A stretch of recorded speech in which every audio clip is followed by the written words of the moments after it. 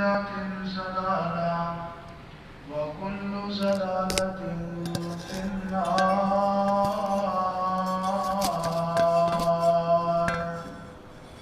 اللهم صل على محمد وعلى آل محمد كما صليت على إبراهيم وعلى آل إبراهيم إنك حميد مجيد. اللهم بارك على محمد وعلى آل محمد كما باركت على إبراهيم وعلى آل إبراهيم إنك حميد مجيد. اللهم انفعنا بما علمتنا وعلمنا ما ينفعنا وزدنا علما. سبحانك لا علم لنا إلا ما علمتنا إنك أنت العليم الحكيم.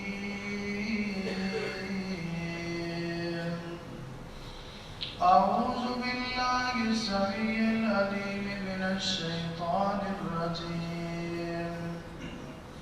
بسم الله الرحمن الرحيم. سبحان الذي أسرى بعبده ليلا من المسجد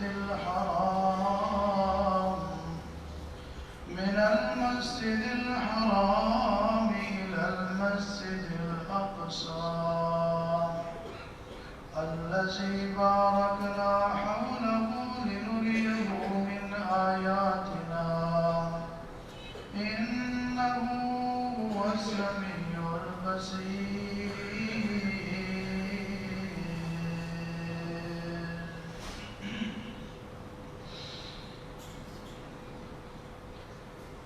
عرض کی تھی جبریل مدنی نوا کے، عرض کی تھی جبریل سونے نوا کے، چلو آ کر رب دا پیغام آگے آئے، سواری لئی درد براق آگے آئے، تیواگاں پڑھن نو غلام آگے آئے، جہاں اقصی وچ پہنچے آقا ہمارے، کھڑے سن نبی انتظار وچ سارے، تا جبریل نبیاں نو اعلان کیتا، صفاں ٹھیک کر لو امام آگے آئے، عرض کیتی جبریل مدنی نو آگے، چلو آقا رب دا پیغام آگے آئے۔ ہر قسم کی حمد و ثنا اللہ مالک العلام ذوالجلال والاکرام، خالق کل کائنات، مالک ارض و سماوات، حاجت روا مشکل کشا، غوث اعظم داتا دستگیر پالنہار پروردگار، اللہ وحدہ لا شریک کی ذات گرامی کے لیے خاص ہے، انگنت لا تعداد بے شمار بے انتہا بے حد اور بے حساب درود و سلام امام کائنات سرور کائنات رحمت کائنات امام الانبیاء سید الانبیاء خاتم الانبیاء امام اعظم جناب محمد الرسول اللہ صلی اللہ علیہ وآلہ وصحبہ وسلم کی ذات گرامی پر اللہ تعالیٰ کی بے شمار رحمت نازل ہوں، صحابہ کرام، تابعین اعظام، اہل بیت اعظام، तबा ताबईन, मुहद्दिसीन, मुफस्सिरीन, औलियाए किराम, बुजुर्गान दीन पर जिनकी मेहनतों, कोशिशों और कुर्बानियों से अल्लाह का दीन हम तक पहुँचा, अल्लाह उन सब से राज़ी हो। वाजिबुल एहतराम मुअज़्ज़ज़ सामीन किराम, आज के खुतबे जुमा में मैं आपके सामने जिस उन्वान पर गुफ्तगू करूँगा तो ये है कि माह शाबान के ख़ुसूसी आमाल का बयान और मुरव्वजा रसूमात और का रद्द कुरान और सुन्नत की रोशनी में, और इसके साथ साथ जो आप गुज़िश्ता खुतबात जुमा में आसमानों की सैर मेराज का बयान सुन रहे थे, उसका भी इंशाअल्लाह अज़ीज़ अल्लाह की तौफीक से एक आखिरी हिस्सा बयान होगा। दुआ है कि अल्लाह रब्बुल इज़्ज़त मुझे हक़ और सच बयान करने की तौफीक अता फरमाए। सुनने और सुनाने के बाद अल्लाह ताला हम सबको अमल करने की भी तौफीक बख्शे।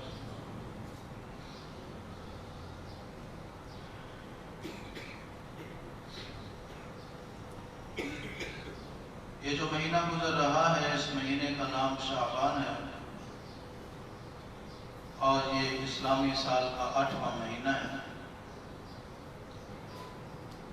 इस महीने में बाद लोग कुछ खास और खास अमाल करते हैं और इस महीने में कुछ रसूमात अदा की जाती हैं और कुछ बिदआत का इर्तिकाब भी किया जाता है। कुरान और सुन्नत की रोशनी में शाबान के महीने की अज़मत, शान, मर्तबा और मकाम क्या है? जब कुरान और सुन्नत का मुतालिया किया जाता है तो मालूम होता है कि शाबान का महीना आम महीनों की तरह एक महीना है, लेकिन आम महीनों की निस्बत इस महीने में एक इबादत जनाब मुहम्मद रसूलुल्लाह सल्लल्लाहु अलैहि वसल्लम ख़ुसूसी तौर पर करते थे, वो है नफली रोज़ों का एहतमाम करना। सैयदा आयशा रज़ियल्लाहु ताला अन्हा फरमाती हैं कि नबी अलैहिस्सलातु वस्सलाम नफली रोज़े रखने के लिए सबसे ज़्यादा जिस महीने को पसंद फरमाते थे वो शाबान का महीना था। और फिर आपसे पूछा गया कि आप इस महीने में नफली रोज़े कसरत के साथ क्यों रखते हैं, तो आपने इरशाद फरमाया कि इस महीने में ख़ुसूसी तौर पर बंदों के अमाल अल्लाह के यहाँ पेश किए जाते हैं, तो मेरी चाहत है कि जब मेरे अमाल अल्लाह के यहाँ पेश हों तो मैं रोज़े के साथ। बस यही एक इबादत इस महीने के अंदर साबित है, जिससे मालूम यह होता है कि इस महीने में नफली रोज़े रखने का एहतमाम करना रसूल पाक सल्लल्लाहु अलैहि वसल्लम की सुन्नत है। अल्लाह ताला हम सबको भी इसका एहतमाम करने की तौफीक अता फरमाए। लेकिन ये भी याद रखें कि नबी अलैहिस्सलातु वस्सलाम ने उम्मत को 15 शाबान के बाद, यानी जब शाबान का आधा महीना गुजर जाता है, बाकी जो आधा महीना है उसमें रोजे रखने से मना फरमाया है। आप अलैहिस्सलाम ने फरमाया कि जब शाबान का आधा महीना हो जाए या गुजर जाए, फिर तुम उसके बाद फला तसूमू, रोजे न रखो। सैयदा आयशा रज़ियल्लाहु ताला अन्हा के बारे में भी आता है कि उनके जो रमज़ानुल मुबारक में रोजे रह जाते थे किसी शरई उज़्र की वजह से, तो वो इस शाबान के महीने में उस फर्ज की अदायगी किया करती थी, छूटे हुए रोजे पूरे किया करती थी। इससे औरतों को, ख़वातीन को ये दर्स और सबक मिलता है कि जिन माओं और बहनों के, जिन औरतों के शरई उज़्र की वजह से रमज़ानुल मुबारक के रोजे रह गए थे और अभी तक वो पूरे नहीं कर सकी, तो इस महीने में सैयदा आयशा रज़ियल्लाहु ताला अन्हा की तरह अपने फ़र्ज को अदा करने اور رمضان سے پہلے پہلے سال کا فرض کی ادائیگی مکمل ہو جائے۔ اس کے علاوہ اس مہینے میں 15 تاریخ کی رات کو شب برات کا نام دیا جاتا ہے اور رات کو خصوصی طور پر عبادت کا اہتمام کیا جاتا ہے اور دن کو روزہ رکھا جاتا ہے۔ رات کو عبادت کرنا خاص طور پر اور دن کو روزہ رکھنا خاص طور پر نبی علیہ الصلوۃ والسلام اور آپ کے صحابہ سے بالکل ثابت نہیں ہے۔ یہ لوگوں کی بنائی ہوئی چیز ہے، یہ دین نہیں ہے۔ 15 شعبان کی رات کوئی عبادت کی رات نہیں ہے۔ سال میں عبادت کی رات صرف ایک ہے جس کا ذکر قرآن میں بھی موجود ہے اور صحیح احادیث میں بھی موجود ہے۔ اس رات کا نام ہے لیلۃ القدر۔ اس کے علاوہ پورے سال میں کوئی ایسی رات اللہ نے نہیں بنائی جس میں خصوصی طور پہ عبادت کی جائے، یا وہ جاگنے کی رات ہو، عبادت کرنے کی رات ہو۔ اسی طرح کوئی دن ایسا نہیں ہے شعبان کے اندر جس میں خصوصی طور پر روزہ رکھا جائے تو ثواب ملتا ہو۔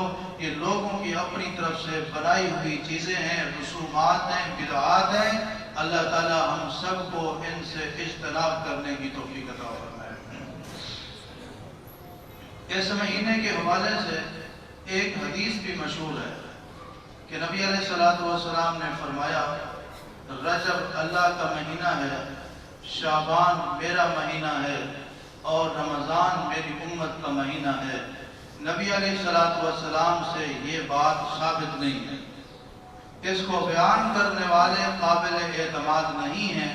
اس حدیث کو، اس روایت کو کئی سارے محدثین نے سخت ضعیف قرار دیا ہے اور بعض محدثین نے اس کو موضوع اور من گھڑت، مصنوعی، جعلی، فیک اور بناوٹی قرار دیا ہے، لیکن یہ روایت عوام میں بہت مشہور ہے۔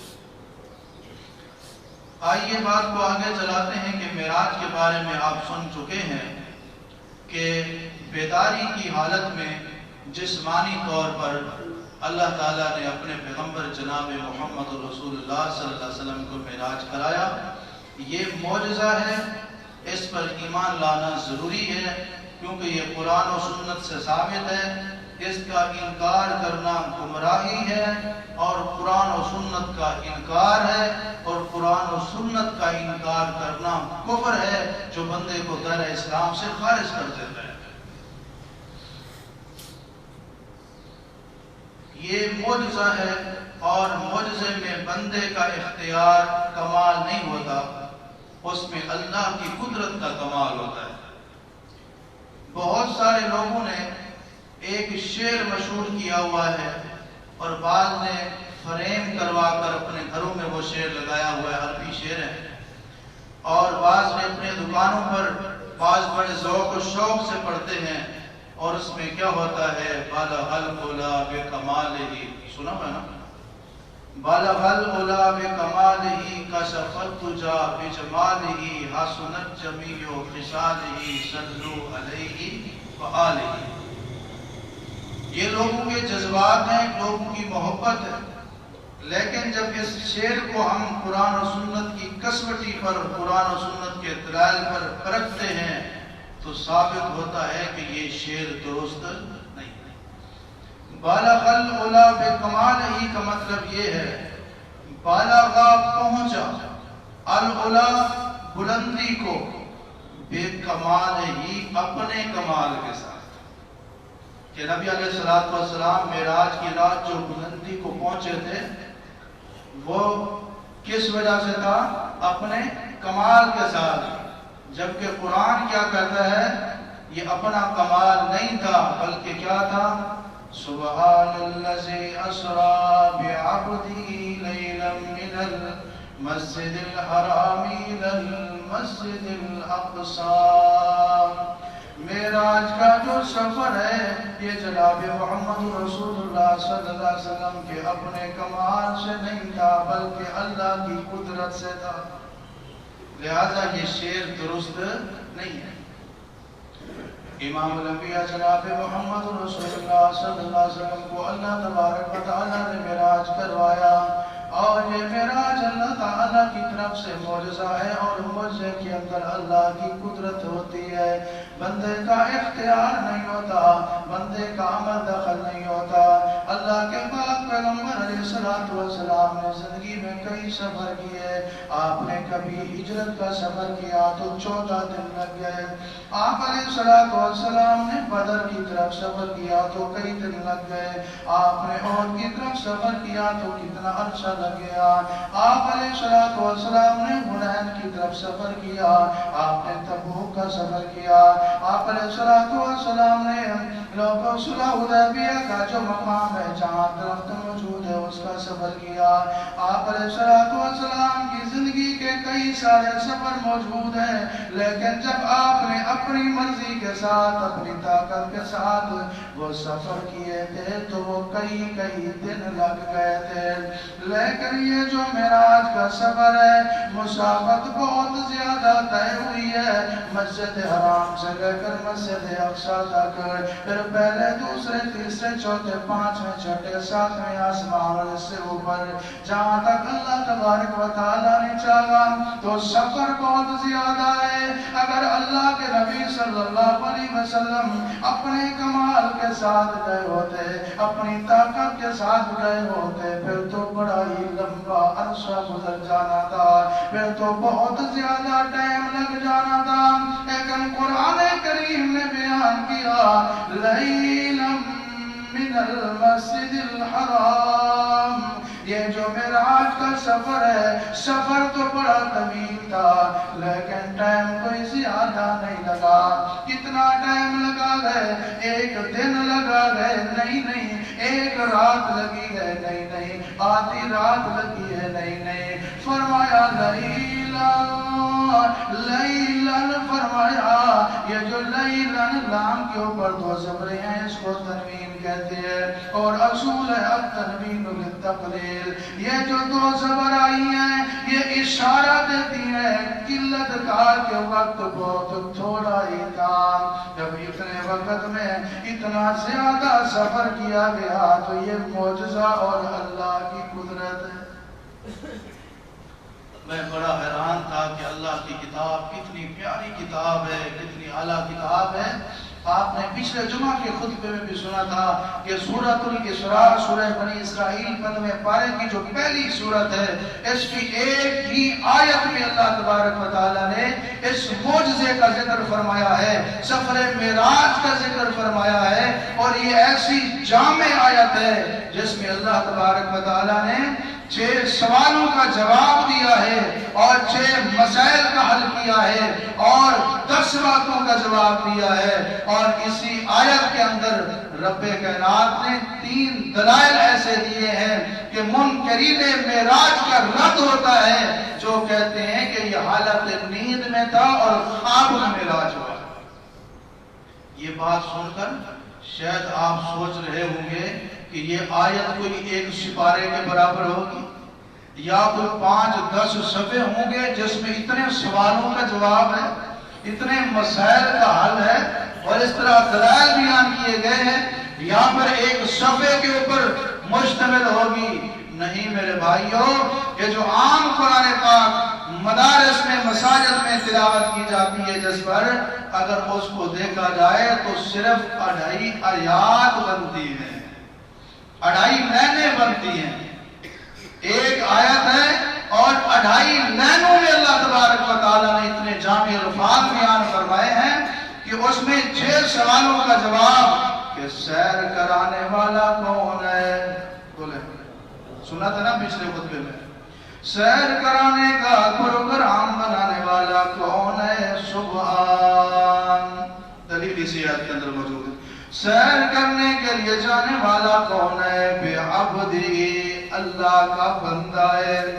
سیر کا وقت کون سا ہے؟ فرمایا لیلاً، رات کا وقت ہے۔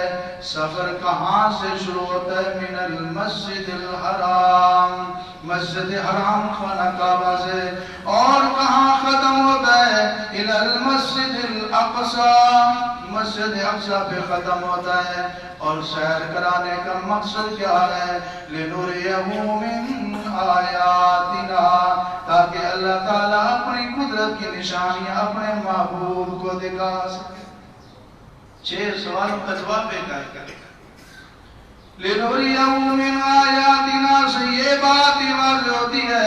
جس طرح لوگ کہتے ہیں معراج کی رات جناب محمد رسول اللہ صلی اللہ علیہ وسلم نے اللہ کریم کی زیارت کی، 1 to 1 ملاقات ہوئی، درمیان سے پردے ہٹا دیے گئے.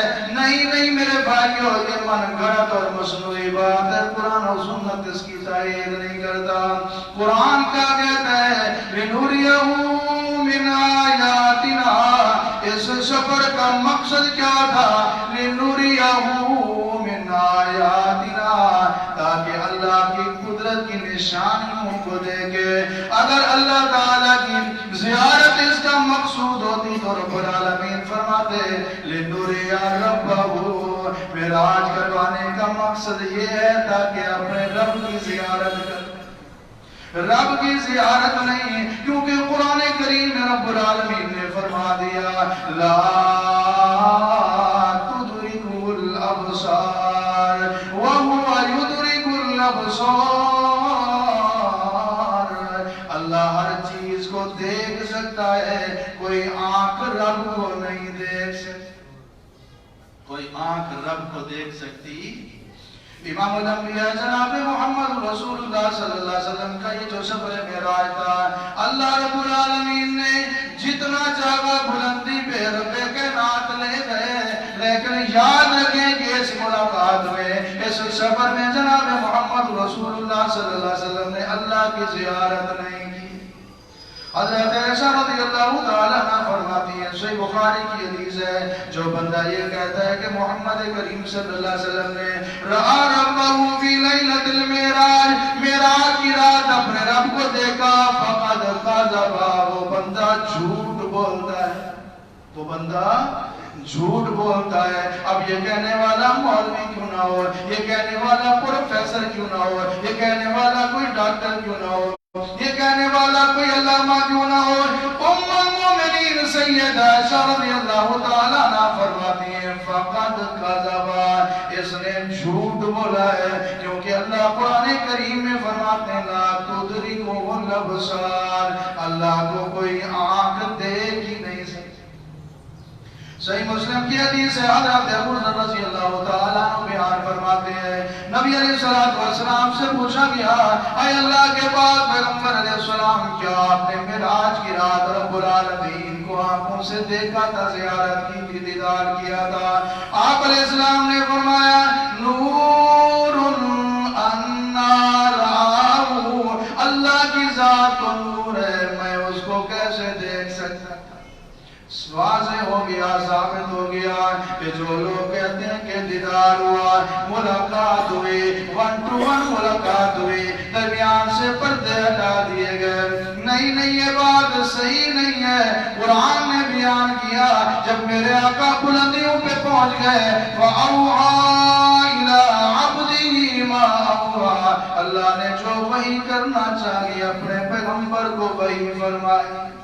آج میں حدیث پڑھ رہا تھا، صحیح بخاری کی حدیث ہے، اللہ کے پاک پیغمبر علیہ السلام نے ارشاد فرمایا 7 آسمانوں سے اوپر میں گیا سدرۃ المنتہا کے پاس، پھر مجھے اتنا بلند کیا گیا کہ میں نے لوح قلم میں فرشتوں کے اللہ پر لکھنے کی وجہ سے کلموں کے چلنے کی آواز سنی. اللہ کے رسول فرماتے ہیں اس جگہ پر فَأَوْحَى اللَّهُ إِلَيَّ، رب العالمین نے اتنی اونچے مقام پر بھی جو وحی کرنا تھی میرے اوپر وحی فرمائی.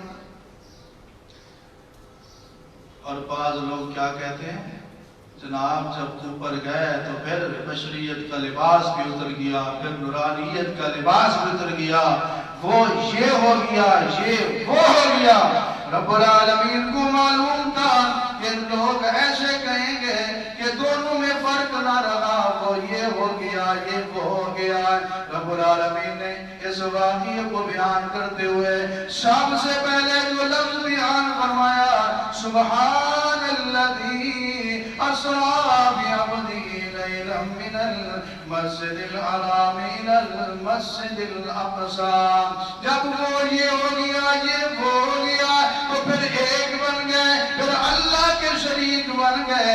اللہ نے فرمایا سبحان، لوگوں یاد رکھو تمہیں گمراہ کرنے والے گمراہ کرتے رہے، تمہیں باتیں سنانے والے سناتے رہے، تمہیں قصے بتانے والے بتاتے رہے، لیکن لفظ سبحان ذہن میں رکھنا ہے. سبحان مطلب کیا ہے کہ اللہ شریکوں سے پاک ہے، اللہ کی ذات شریکوں سے پاک ہے.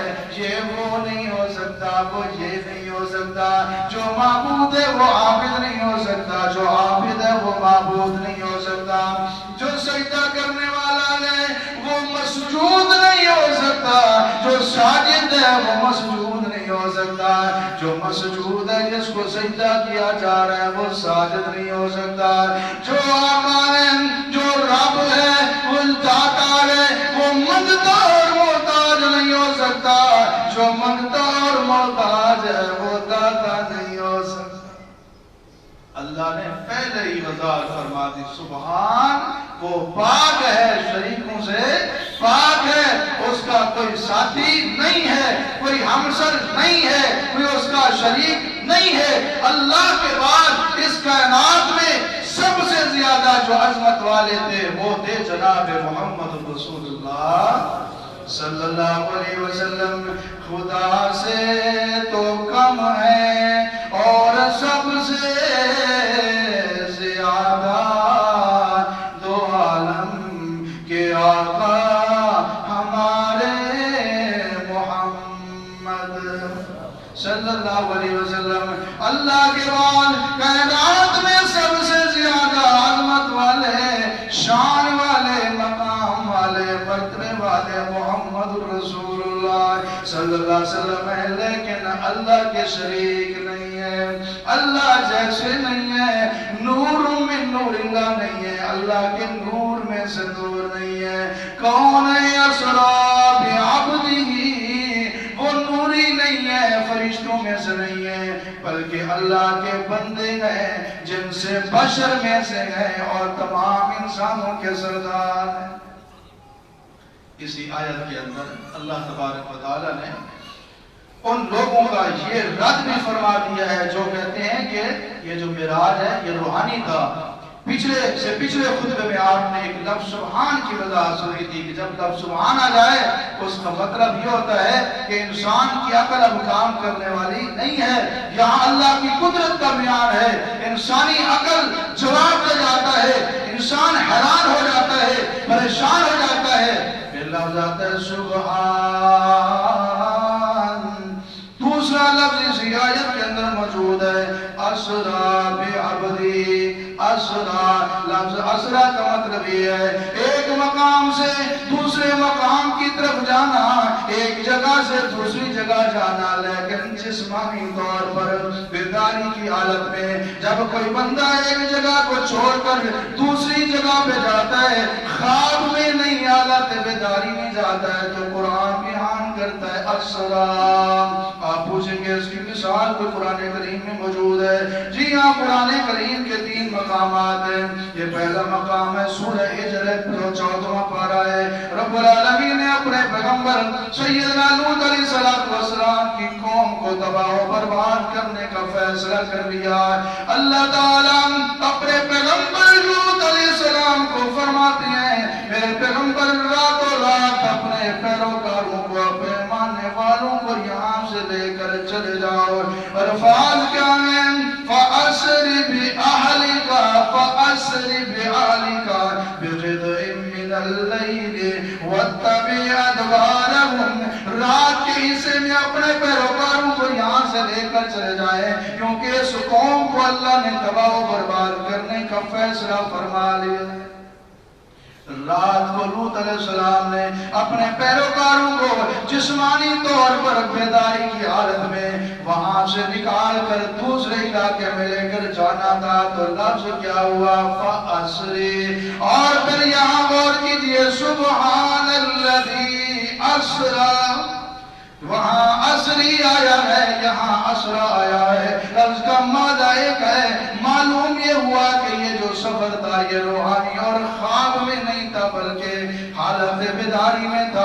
جسمانی تھا۔